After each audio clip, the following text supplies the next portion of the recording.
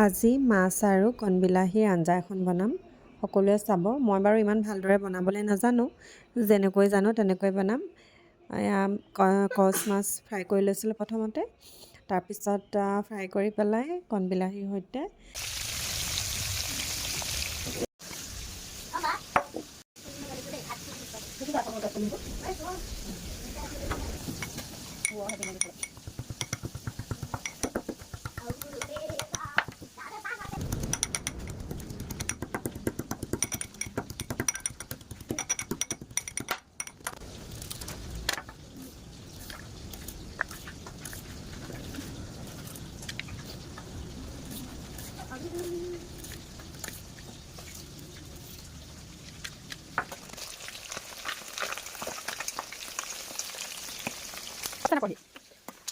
বেটিকো পাকঘৰলৈকে মাতি দিলোঁ পঢ়িবলৈ, যিহেতু তাই অকলে টেবুলত পঢ়ি থাকিলে কি পঢ়িছে কি লিখিছে মই চাই নাথাকিলে গম পোৱা নাযাব। সেইকাৰণে মই চব্জি বনাবলৈ লোৱা দেখি তাইকো ক'লোঁ তুমিও ব'লা পাকঘৰতে বহি পঢ়িবা। তাই মোৰ লগত অকণমান ধেমালি কৰি আছে। তাৰপিছত মই তাইক পঢ়াইও আছোঁ, এইফালে চব্জি বনাইও আছোঁ, মাও কিবা কিবি কাম কৰি আছে। আমি দুজনীয়ে এনেকৈ মই তাইক কেতিয়াবা প্ৰায় কিবা ৰাতি বনাবলগীয়া হ'লে বনাই থাকোঁ আৰু ওচৰলৈ লৈ আহোঁ, ওচৰতে আনি পঢ়াওঁ। যিহেতু বেটিক সদায় ময়ে পঢ়াওঁ, তাই মোৰ লগতে পঢ়ে। আৰু নিজে চাই থাকিলেহে মনটো ভাল লাগে যে পঢ়িছেনে নাই।